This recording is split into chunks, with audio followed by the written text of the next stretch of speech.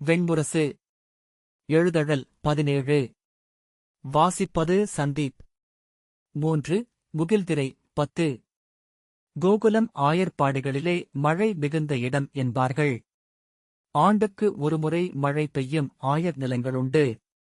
இருமுறையும் மும்முறையும் மழைக்காலம் கொண்டவை உண்டு. ஆண்டெல்லாம் மழைக்காலமாக திகழ்வது அது. அங்கே மாறி பேருருவம் கொண்டு இறங்குவதே இல்லை.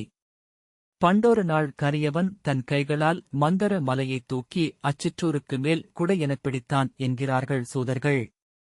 அன்று மழையை ஆளும் இந்திரனுக்கு அவர் ஓர் ஆணையிட்டார். இனி மழை மென்மயிர்பீலி என மட்டுமே இவ்வூர் மேல் இறங்க வேண்டும் என்று. ஆகவே ஒளிரும் பளிங்கு நூல்களென அங்கு மழை சரிந்தது. ஒவ்வொரு நாளும் அந்திக்குப் பின் மெல்லத் தொடங்கி, இரவில் இலைகளை துள்ள வைத்தபடி பெய்திறங்கி, துளி சொட்டி ஓய்ந்து, ஈரக்காற்றென புலரியில் எஞ்சியது. காலையில் கன்றுகள் கால் வைக்கையில் நீர்த்துளிகள் சூடிய பசிய இதழ்களின் விரிவென கிடந்தது புல்வெளி. காலையொளி சுடர்கொள்கையில் ஒவ்வொரு புல்லிலும் விழிகள் எழுந்தன. கோகுலத்தின் பசுக்கள் தளிர்ப்புற்களையன்றி பிற எதையும் கடிப்பதில்லை. புலரி வெம்மை அனல் கொள்வதற்குள் அவை பள்ளை நிறைத்து மரநிழல் தேடிச் சென்று கால் மடக்கி படுத்து விழிமூடி உண்டவற்றை மீண்டும் உண்ணத் தொடங்கிவிடும். அவை மேயும்போது அவை அனைத்தையும் பார்க்கும் வண்ணம் கவன் கிளை கொண்ட மரம் ஒன்றில் ஏறி அமர்ந்து அனிருத்தன் குழலிசைப்பான். அவனுக்கு குழலை எவருமே கற்றுத்தரவில்லை. பேசத் தொடங்கும்போதே வேகுழலையும் அவன் கையில் எடுத்துவிட்டான் என்றார்கள். அவன் வாசித்த மெட்டுகள் கோகுலத்தின் காற்றில் எப்போதுமிருந்தவை. வண்டுத்துளை விழுந்த மூங்கில்கள் காற்றிலாடி தாங்களே அவ்விசையை எழுப்புவதுண்டு. பொற்பரப்பில் அவனைச் சூழ்ந்து நின்றும் படுத்தும் அமர்ந்தும் யாதவ இளையோர் அவ்விசையே கேட்டனர். மேய்ந்து நிறைந்த கன்றுகள் கழுத்து மணி ஒலிக்க தலையசைத்து செவிகோட்டி அவ்விசை கேட்க வந்தன. ஒன்றுடன் ஒன்று உடலொட்டி அவனைச் சூழ்ந்து படுத்து விழிகள் ஈரம் மின்ன அதைக் கேட்டு செவிகள் அசைவிழக்க கனவிலாழ்ந்தன. அவன் பாடிநாய்களை கன்றுகளுக்கு காவல் இருத்திவிட்டு காட்டுக்குள் நுழைந்து பாறைகளின் உச்சிகளில் சென்று அமர்ந்து முகில்களை பார்த்தான். தேனடைகளை எடுத்து பிழிந்து காட்டின் இனிமையை உண்டான். கனிகளும் கிழங்குகளும் தேடிச் சேர்த்துக் கொண்டு வந்தான். இளையோர் கூடி அமர்ந்து அவற்றை உண்டனர். பின்னர் மரநிழல்களில் இலைப்படுக்கை அமைத்து படுத்து துயின்றனர். மாலை வெயில் சரியத் தொடங்குகையில் மாறும் பறவைகளின் ஒலி கேட்டு எழுந்து கூச்சலிட்டபடி ஓடிக்காளிந்தியில் பாய்ந்து நீந்தி முக்குளித்து மறுகரை சென்றனர். ஆழத்தில் மூழ்கிச் செல்கையில் அவன் கரிய உடலெடுத்து வந்து தன்னைச் சூழ்ந்து நெளிந்த நாகக் குழவிகளைக் கண்டான்.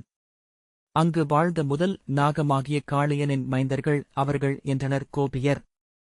விழிகள் ஒளிர அவை அவனுடன் திளைத்து நெளிந்து விளையாடின. 12 முறை கரை கால் தொடாது காளிந்தியை நீந்திக் கடக்கும் ஆற்றல் கொண்டவன் அவன். பிற இளையோர் முன்னரே நின்றுவிட மீண்டும் மீண்டுமென நீந்தி அவன் கரை ஏறுகையில் அவர்கள் கூவியபடி வந்து அவன் கைகளை பற்றிக் கொண்டனர்.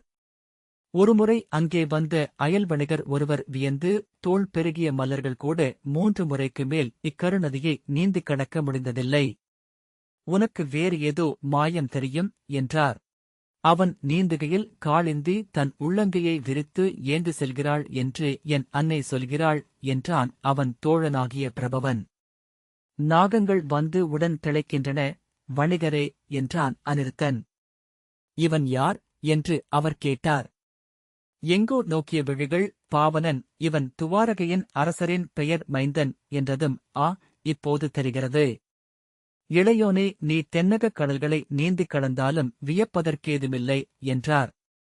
ஈரம் வழிந்த உடலுடன் உயர்ந்த மரம் ஒன்றின் மேலேறி நின்று கன்றுகளை மும்முறை குரலெடுத்து அழைத்தான். நாய்கள் செவி பறக்க வால் சுழல எழுந்து குரைத்து தங்களைத் தாங்களே சுழன்று களிகூர்ந்தன. கன்றுகள் எழுந்து அதுவரை அசை போட்ட கனவின் எச்சம் கால்களை தளர வைக்க நீரில் ஒழுகிச் செல்லும் பெருமரக்கட்டைகள் போல் மெதுவாக அவனை நோக்கி வந்தன. அறியாத ஒழுக்கொன்றால் ஒன்று சேர்க்கப்பட்டவை போல முட்டித்திரண்டு அணுகிய அவற்றுக்குப் பின்னால் வளைகோலும் புல்லாங்குழலும் ஏந்தி தலையிலணிந்த மயில்பீலி அந்தியொளியில் வண்ணம் மாறி ஒளிவிட அவன் நடந்து ஆயர்பாடிக்கு மீண்டான். கைக்கோலால் ஒருமுறையும் ஒரு பசுவையும் அவன் தொட்டதே இல்லை. பிறகெதற்கு இக்கோல் என்று ஒருமுறை கேட்ட யாதவ சிறுவனிடம், இது என் மூதாதையர் ஏந்திய செங்கோல் என்று அவன் சொன்னான். வேட்டையும் ஏரோட்டுதலும் கன்று பொறுத்தலுமே மண்ணை அன்னமாக்கும் முதற்பணிகள். அவற்றில் உயிர்வதை குறைந்தது இதுவே என்பதனால் தெய்வங்களுக்கு உகந்தது இது என்றான். பின்னிரவு வரை தொழுவில் புகையிட்டும் உண்ணிகள் பொறுக்கியும் பசுக்களுக்கு பணிவிடை செய்த பின்னரே துயிலுக்குச் சென்றான். ஆழ்துயிலிலும் அவை எழுப்பும் ஒரு மென்குரலில் விழித்துக் கொண்டான். கன்றொட்டும் ஆயனாக அவன் அங்கிருந்தான். கற்சிலையில் தெய்வமென அவனிலிருந்து பிறிதொருவன் எழுவதை கோபியர் அறிந்திருந்தனர். அவர்களைக் கண்டதும் அவன் உருமாறினான். அவன் குழலில் இசை எழ அவர்கள் தளிர்களும் மலர்களும் ஒளிகொண்ட இளங்காட்டுக்குள் திளைத்தனர். சுனைக்கரையில் விழிமயங்கிப் படுத்தனர். நிலவிரவில் நடனமிட்டனர். யசோதையின் பெயர்மைந்தனை அவர்கள் அறியவே இல்லை. அவன் தன் கனவுகளில் மட்டுமே அவர்களை அறிந்திருந்தான். அவன் ஒளிரும் தோள்களையும் விழியொளியையும் குறுநகையையும் குழலில் மின்னிய பீலி விழியையும் கண்டு பித்துக் கொண்ட கன்னியர் ஆயர்கொடிகளெங்கும் பெருகியிருந்தனர். தனித்திருக்கையில் அவனைப் பற்றியே எண்ணிக்கொண்டனர். தோழியருடன் அமர்ந்து மெல்லிய குரலில் அவனைப் பற்றிப் பேசி கன்று கழுத்து மணி போல் சிரித்தனர். அவன் எதிரே நீர்க்குடமோ பார்க்கலமோ ஏந்தி தனித்து வருகையில் அஞ்சி விதிர்ப்பு கொண்டு விழிதாழ்த்தினர். பசுவை ஓட்டி வந்தார்கள் என்றால் கன்றை அதட்டி அன்னையென நடித்து அதனூடாக அத்தருணத்தை கடந்து சென்றனர். குழுக்களாக வருகையில் அவனைக் கண்டால் மெல்லிய சீண்டல்களை சொன்னார்கள். ஆயரே, உங்கள் பீலிவிழி பின்னால் நோக்குகிறது என்றனர். கன்று ஒன்று உங்களைத் தொடர்கிறது, நீங்கள் அதைக் காணவே இல்லை என்றனர். அவன் அவர்களை இளமைந்தனின் தெளிந்த விழிகளுடன் நோக்கி அவர்கள் சொல்லுக்கு நேர்பொருள் கொண்டு மறுமொழி சொன்னான். இவனுக்கு நம் விழிகள் புரியவில்லையா என்ன என்றாள் லவங்கி.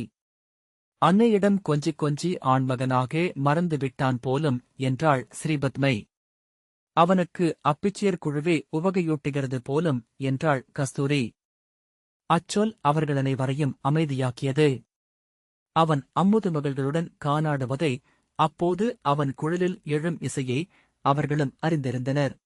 அது சித்திரத்தில் எழுந்த சோலை. நோக்கலாம், நுழைய முடியாது என ஹேமமஞ்சரி ஒருமுறை சொன்னாள். கற்பாறைகளும் தேன்மணமொழி கொண்ட மலர்களாகும் ஒரு மாற்றுலகை அவர்கள் அடைகிறார்கள் என்றான் ஒரு பாடகன். அதை பிறர் அறியவே முடியாது என்றாள் ரசமஞ்சரி.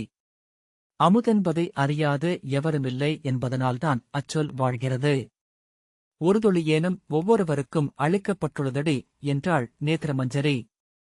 அதை அறியாதவளுக்கு 1000 முகங்களுடன் பிறந்து வரும் அவனை அணுக முடியாது என்றாள் அனங்கமஞ்சரி. மழைத்தூறல் முடிந்து இலை சொட்டிக் கொண்டிருந்த ஒரு மாலையில் தலையசைத்து ஒலி எழுப்பிச் சென்று கொண்டிருந்த கன்றுகளுக்குப் பின்னால் ஆங்காங்கே தயங்கி நின்று தளிரிலைகளைக் கவ்வி மென்று துப்பி வால் சுழற்றி துள்ளி ஓடி நின்று மீண்டும் பக்கவாட்டில் திரும்பிக் கொண்டிருந்த ஒரு மாதக் கன்றொன்றை உந்தி மந்தையுடன் சேர்த்தபடி அவன் கோகுலத்திற்கு மீண்டான். அவன் உந்திச் சேர்க்கும் தோறும் அதை ஒரு களியாட்டென அது மாற்றிக்கொண்டது. பின்னர் அவனைப் பார்த்து மிரே என்று அழைத்த பின் திரும்பி புதற்காட்டுக்குள் ஓடியது. அங்கே நின்று என்னை பிடிக்கவே முடியாதே என தலையசைத்தது. அவன் நில் நில், என்ன செய்கிறாய்? சோனே நில் என்றபடி அதற்குப் பின்னால் ஓடினான். அவன் வரும்வரை காத்திருந்துவிட்டு பிடிப்பதற்கு முன் மீண்டும் தாவி ஓடியது. அப்பால் சென்று அவனை காணவேயில்லை என்பது போல தளிர்களை கடித்தது. புதர்களுக்குள் புகுந்து மரங்களுக்குள் மறைந்து பாறைகளின் அருகே தோன்றி அது ஓட சிரித்தபடி அவன் அதைத் தொடர்ந்து சென்றான். பிடித்தால் உன் வாயில் வளையம் மாட்டிவிடுவேன். ஒரு சொட்டு குடிக்க விடமாட்டேன். நில் என்று கூவினான். அது நான் எங்கே ஓடினேன் என்று கேட்டு அவன் தன் வாலைப் பிடித்ததும் உருவிக்கொண்டு துள்ளி அகன்றது. அதை அவன் பற்றி காட்டுக்கொடியொன்றைப் பறித்து கழுத்தில் சுற்றிக்கட்டி பற்றி இழுத்து திரும்பியபோது நூனா மரத்தடியில் நின்றிருந்த அழகிய இளம்பெண் ஒருத்தியைக் கண்டான். ஆயர்கொடிப்பெண் அல்லவென்று அவள் அணிந்திருந்த ஆடைகளும் அணிகளுமே காட்டின. வலாம்புரியாகப் பின்னி தோளிலிட்டிருந்த குழல் இடைவரை தொங்கியது. கழுத்திலிட்ட அருமணி மணி ஆரங்கள் எழுந்த முலைகளுக்கு மேல் வளைந்து ஒசிந்தன. சற்றே இடைவளைத்து பெரிய தொடைகள் எழுந்து தெரிய மரத்தில் சாய்ந்து புன்னகைக்கும் விழிகளுடன் அவனை நோக்கி நின்றாள். அவன் அவள் அருகே சென்று, யார் நீ? என்றான். அணங்கோ என்ற ஐயம் கொண்டு அவளை மீண்டும் நோக்கினான். அவன் எண்ணத்தை உணர்ந்தவள் போல், நான் அணங்கும் தேவதையும் அல்ல, என் பெயர் சித்ரலேகை. கறந்துவரும் மாயம் கற்றவள், அசுரகுலத்தாள். உங்களைப் பார்க்கும் பொருட்டே வந்தேன் என்றாள். என்னை எப்படி அறிவாய்? என்று அவன் கேட்டான். பெருஞ்சுடர் அருகே அனைத்தும் சுடர்களாகின்றன என்றாள். என்ன வேண்டும் உனக்கு? என்றான். இளவரசே, நீங்கள் இளைஞராக ஆகிவிட்டீர்கள். நோக்குக, ஓராண்டு முடிந்த இளங்காளையின் நடை உங்களுக்கு அமைந்துவிட்டது. அஞ்சாது எங்கும் செல்லவும் எதையும் அடைந்துவிடலாமென்று எண்ணவும் உள்ளம் கொள்கிறீர்கள். அனிருத்தன் என்ன சொல்ல வருகிறாய்? என்று எரிச்சலுடன் கேட்டான். இங்குள்ள கோபியர் அனைவரிலும் நீங்கள் தேடுவது ஒரு வழியை. அது இங்கே உங்கள் மூதாதைக்கென விரிந்தது.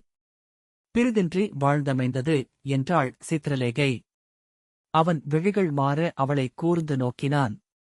முன்பு இளமைந்தனாக கோபியரால் கொண்டு செல்லப்பட்டு முதன்முறையாக ராதையை நீங்கள் கண்டீர்கள். யமுனைக்கரையில் அமைந்த அச்சிற்றாலயத்தின் கற்சிலையில் எழுந்த விழிகளை உங்கள் விழிகள் தொட்டதுமே உங்களில் என்றும் வாழும் காதலன் எழுந்துவிட்டான். அது அவளுடைய மாயம். தன் விழி தொட்ட அனைத்து விழிகளிலும் காதலின் பித்தை நிறைக்கும் மாறாக்காதலி அவள் என்றாள் சித்ரலேகை. அவள் விழிகளைக் கண்டு அன்று நிலைமயங்கி நெடுநேரம் இரு சிறுகைகளையும் கூப்பியது போல் வைத்து ரங்கமஞ்சரியின் இடையில் அமர்ந்திருந்தீர்கள். பின்னர் தனிமையை உணரும்போதெல்லாம் அங்கு சென்று அக்கல்விழிகளைக் கண்டு வருகிறீர்கள். ஆனால் அவ்விழிகளை நீங்கள் இளம்பெண்கள் எதிலும் கண்டதே இல்லை என சித்ரலேகை தொடர்ந்தாள். ஏனென்றால் இப்பெண்களைச் சூழ்ந்து அலையெடுத்துக் கொண்டிருக்கின்றது உலகியல். விழைவுகளும் கணக்குகளும் வெற்றிகளும் பெருமைகளும் என முகங்கோடி கொண்ட மாயை. உலகியலின் ஒரு துளி பார்க்கடலை திரிந்து போகச் செய்யும். அனிருத்தன் பெருமூச்சு விட்டு பின் மெல்ல தளர்ந்து, ஆம், இங்கிருக்கும் கோபியரும் முற்றாக விடுபட்டவர்கள் அல்ல, தங்கள் உள்ளத்தில் ஒரு பகுதியை மட்டும் விலக்கி பித்தால் மறைத்து மாசின்றி வைத்திருக்கிறார்கள் என்றான். முற்றிலும் மாசிலா பொற்கலம் ஒன்றுள்ளது. காதலின் அமுது என்றுமிருப்பதற்கு தகுதியானது. அதை உங்களிடம் காட்டவே வந்தேன் என்று சித்ரலேகை சொன்னாள். அவள் சோனிதபுரியை ஆளும் பாணாசுரனின் மகள். பிறந்த நாள் முதல் நெருப்பரணிட்டு நீர் சூழ்ந்த தீ ஒன்றில் தன் செவிலியரும் சேடியரும் மட்டுமே சூழ்ந்திருக்க மலர்ச்சோலையும் இன்னிசையும் நுண்கலைகளும் நற்கவிதையும் அன்றி பிறிதறியாமல் வாழ்பவள். நான் அவள் துணைவி. அவளுக்கு அழகிய உலகொன்றை சமைத்தளித்தவள். ஊழ் உங்களுடன் சேர்க்கும் பொருட்டு உருவமும் வடிவமும் அளித்து வடித்தெடுத்தவள் அவள். பெயர் உஷை. உங்களை தன் கனவில் அவள் கண்டாள். உங்களுருவை நான் இந்த ஆடியில் காட்டினேன். அதைக் கண்டு உங்கள் மேல் அவள் பெருங்காதல் கவுண்டாள். அவள் பொருட்டு உங்களை பார்க்க வந்துள்ளேன் என்று சித்ரலேகை சொன்னாள். அவள் எப்படி என்னை அறிவாள் என்றான் அனிருத்தன். அவளறிந்த புற உலகம் கலையால் உருவாக்கப்பட்டது. ஆகவே ஒத்திசை உள்ளது, இலக்கு கொண்டது, விளக்கப்படக்கூடியது என்று சித்ரலேகை சொன்னாள். எந்தக் கலையிலும் ஓரத்தில் மிகச்சிறிதாகவேனும் அந்த மயிர்பீலி இருந்தாக வேண்டும். எவ்வினமையும் அமுதே என்பது போல எக்கலையும் அப்பீலி இதழே. மிக மிகச் சிறிதாக அதை அச்சுவர்களில் ஒன்றில் வரைந்தேன். உள்ளறைகளின் விளக்கொளியே படாத இருளில் ஒரு கைவிரல் பதிவு போல. இளையோனே, மயிர்பீலி என்பது நாமறியா கையொன்றின் விரல்கோட்டுச் சுழியின் பதிவு உருக்கொண்டெழுந்ததுதானே? சித்ரலேகை சொன்னாள். அவள் ஒருமுறை கூட அதைக் காணவில்லை. ஆனால் கனவில் ஒளிகொண்ட அவள் ஆழத்து நோக்கு அதை அறிந்தது. அவளில் அது விரிந்து நின்றாடியது. மெய்க்காதல் எப்போதும் கனவிலேயே தொடங்குகிறது, அங்கேயே முடிகிறது. இங்கு அதற்கு நின்றிருக்க பீடங்களில்லை. தன்னை உரைக்க மொழியும் இல்லை. அணிந்து கொள்ள நகைகளும் மறைத்துக் கொள்ள ஆடைகளுமே இவ்வுலகிலிருந்து அதற்கு கிடைக்கிறது. அவள் எங்கே என்று கேட்டபடி அனிருத்தன் அருகே வந்தான். நீங்கள் தேடுபவள் இவளே. இவளையன்றி பிறிதவளை நீங்கள் அடைந்தாலும் இப்பிறவியில் பெண்ணென்பதை அறியாதவர் ஆவீர்கள் என்றாள் சித்ரலேகை. நோக்குங்கள், அவளிடம் உங்கள் உள்ளத்தை உரையுங்கள், அநிருத்தன் அவள் வந்துளாளா? எங்கே என்றான். இந்த ஆடைக்குள் பாருங்கள் என்று தன் ஆடைக்குள்ளிருந்து ஆடையை எடுத்து அவள் காட்டினாள். அவன் குனிந்து அதற்குள் தெரிந்த உஷையின் தோற்றத்தை பார்த்தான். இவளா என்றான். அவள் புன்னகைத்து, முதற்பார்வையில் கவர்வது வெறும் உடல். அதைக் காண்பது நம் உடல்தான். இளையவரே, உடல்கள் பருவடிவென திரண்டு புலன்சூடி இங்கிருப்பவை. உள்ளமும் உள்ளம் கடந்த கனவும் கனவுக்கு அப்பாலிருக்கும் புதைவும் அங்கே திகழும் முழுமையும் பிறிதொன்றைக் கண்டறிய பொழுது ஆகும். அந்த மலர் அலைகளிலாடி தவித்து பின் சுழித்து மூழ்கி ஆழத்தை அடைந்து மென்படுகையில் முன்னரே அங்கிருக்கும் தன் நிழல் வடிவின் மேல் மெல்ல படிய வேண்டும் என்றாள். எளிய தோற்றம் கொண்டவள் என அவன் சொன்னான். முதல் நோக்கில் பிறிதொரு பெண் தானே என்றும் இரண்டாவது பார்வையில் அறியாத தனித்தன்மையொன்றை கொண்டிருக்கிறாள் என்றும் மீண்டும் நோக்குகையில் ஒவ்வொரு கணமும் பெருகும் அழகு கொண்டவள் என்றும் தோன்றுபவளே மெய்க்காதலி எனக் கொள்க. நோக்க நோக்க பெருகி பெண்டிரெல்லாம் தானே என்றும் தானின்றி பிற பெண்டிர் எவரும் இங்கில்லை என்றும் சூழ்ந்து கொள்பவள் அவள் என்றாள் சித்திரலேகை. வீலி விழி ஒளியும் உயிரும் கொள்ள ஒரு கோணத்தில் சற்றே திரும்ப வேண்டியிருக்கிறது. நோக்குக. அவன் ஆடிக்குள் தெரிந்த அவ்வுருவை நோக்கிக் கொண்டிருந்தான். உஷை அவனைக் கண்டு திடுக்கிட்டாள். ஓசை கேட்ட சிறுகுருவி என உடலதிர்ந்தாள். எக்கணமும் எழுந்து பறந்து விடுவதென ஒரு மெல்லிய அசைவை உடல் காட்ட அசைவிலாமல் அங்கேயே நின்றாள். அவள் விழிகள் வேறெங்கோ நோக்கி தழைந்திருக்க முழு உடலும் நோக்கு கொண்டு அவனை பார்த்தது. பிறிதொன்றின் அசைவு துள்ளும் விழி இவ்வுடல். அவன் பெருமூச்சு விட்டான். அப்போதும் அவள் தோற்றத்தின் அழகின்மையை அவன் உள்ளத்தில் ஒரு பகுதி சொல்லிக் கொண்டே இருந்தது. அவள் முகவாயில் தோள்களில் முழுமை குறைவென ஏதோ ஒன்றிருந்தது. ஆனால் பிறிதெங்கோ அவன் உள்ளம் அவளை என்று அறிந்துவிட்டிருந்தது. அவன் உள்ளத்திலிருந்தே வண்ணங்களை எடுத்து அவளை வரையத் தொடங்கினான். அவனறிந்த குறைகள் அனைத்தையும் வரைந்து முழுமித்தான்.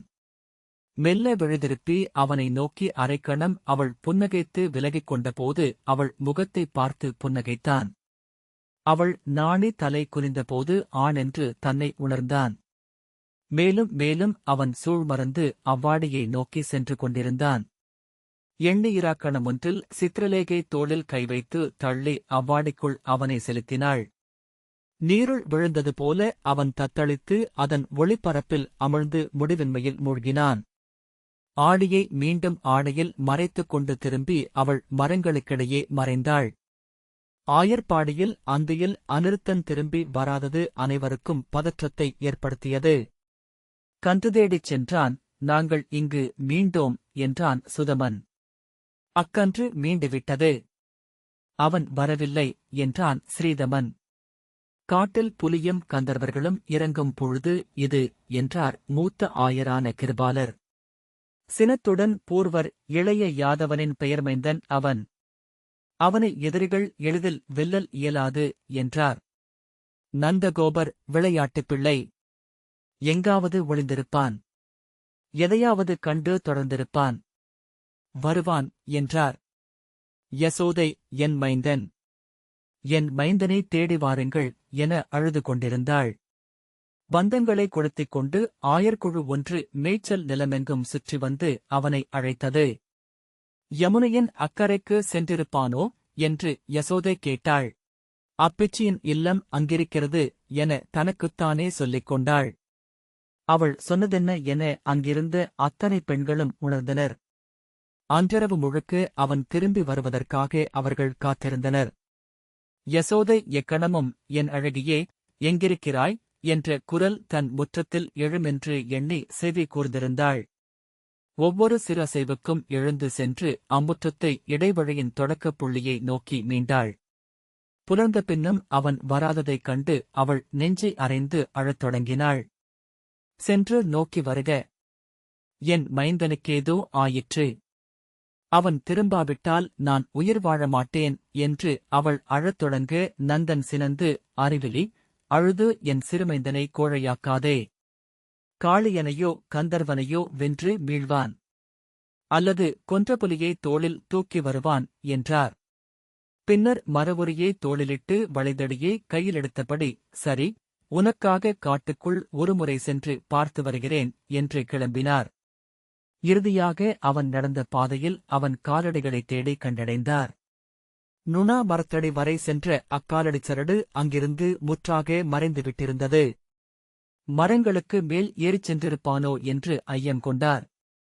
ஆனால் காட்டுக்கொடிகள் படர்ப்புகள் குலையாமல் செறிந்திருந்தன. விலங்குத் தடங்கள் ஏதும் தெரியவில்லை. முதன்முறையாக அச்சம் ஒன்று அவரை பின்னின்று தொட்டது. அறியாத தெய்வம் எதனாலோ யாதவ இளவரசன் கொண்டு செல்லப்பட்டிருப்பானோ என்று எண்ணினார். மேலும் தேடும்படி தன் அணுக்கர்களுக்கு ஆணையிட்டபின் இல்லத்திற்கு திரும்பி வந்தார். என்னாயிற்று? வந்துவிட்டானா? நினைத்தேன். எங்கே அவன்?